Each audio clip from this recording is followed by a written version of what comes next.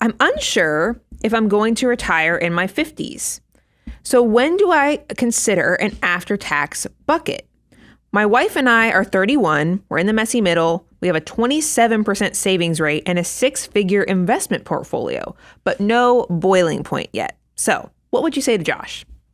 All right, I want to make sure I got the numbers right. He's 31, 27% savings rate, and then what was right after that? He said he had 6-figure investment portfolio. So he doesn't consider himself in the boiling point. Well, shoot, right. man. So I mean, I'm he's curious. got high expectations. Yeah, I mean, when you start what thinking about like counts as boiling point. Yeah, so 100,000 6-figure portfolio. I'm just saying 100,000. You may be even more than that. Let's say it was 250,000. Well, all of a sudden, if you have a $250,000 portfolio and you make 10% on that money, the portfolio by itself, without you adding another dollar, is made $25,000. That may very well be more than you save in a year. So that is an idea of when the boiling point begins to happen. Like you begin to see the money just start to grow and build and grow and build and grow and build. And so you're asking the question, hey, I'm doing the stuff that I'm supposed to be doing. I'm 31, but I'm in the messy middle. I'm not planning on retiring early. Should I be doing an after-tax brokerage account, or when does that come in? Well, fortunately, we have a 9-step tried and true process to help you figure out what you should be doing with your next dollar. Brian, can you hold the thing up? Do you have the thing you can hold up? Oh.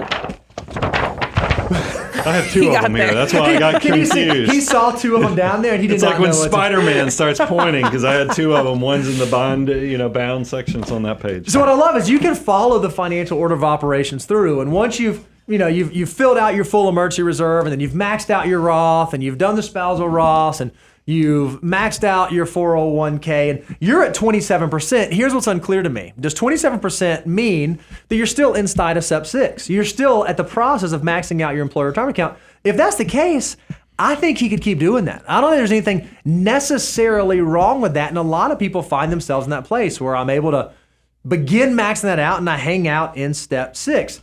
Or if you're already at the 25% and you've satisfied that, I don't think it's crazy to go to Step 7 if there are goals that you have that a taxable bridge brokerage account might help you complete. And that's what we often talk about is when does that account come in? Well, it begins to come in when there are goals that you think about funding that might be utilized for. Yeah, I mean, I'm going to get philosophical here because I'm the older one. I get to do this because I'm the sentimental one also. As Josh is, I mean, I resemble this in some ways, and I've shared with you guys that I thought I was leaving the workforce at 50, and that's why if you ask me my why back in the 20s that I started saving in an aggressive manner, it's because I wanted to be able to leave work at 50. And now here I am beyond 50, not leaving work anytime soon. I actually absolutely love what I do. I'm still very thankful of my 20-something-year-old self that was saving because it gave me more flexibility and options.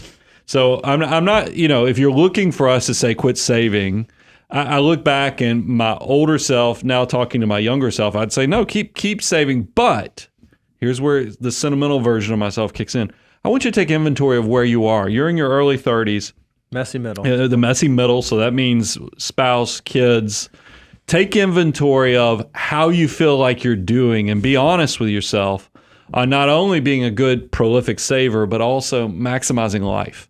And do you feel like there's drama within your family because you caused the financial mutiny in you was leaning a little closer to financial miser, and maybe you and the family didn't do vacations, or maybe y'all didn't make memories in the best way possible, or you created some hard feelings because of some of the ways that your family's calling you a tightwad.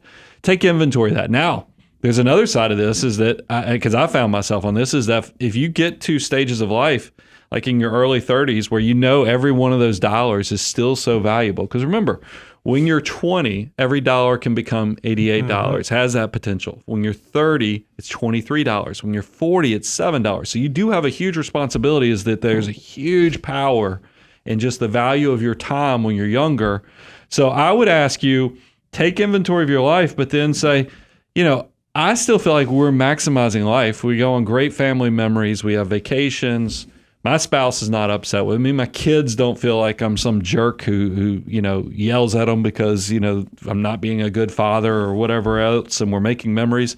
Then there's nothing wrong with you saying, well, if I don't have a purpose for this money, if you've taken account on being charitable, but you just don't have a need for it, I'd still save it, because a lot of problems I see with people, like I remember this is a number of years ago, I had an attorney came to me, he was making over $300,000.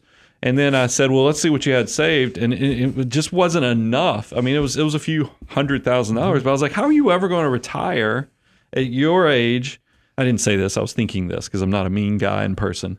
But it just, the bigger your income is, and if there's a big disconnect between what your expenses and your income, if they stay really close, but you never built the margin of savings, you're going to find that it's hard. And that's why I'm saying sometimes I have forced scarcity in my life, is where if I feel like I'm checking all the boxes on the memory making and I'm being generous with charities and other things, I'll just keep saving and investing, because I feel like that at some point in the future, I might need that money. And it's never failed me so far. I think about all the opportunities of buying commercial real estate, investing in business, buying equipment that we don't know if the things we're doing with a social media channel is going to bear fruit.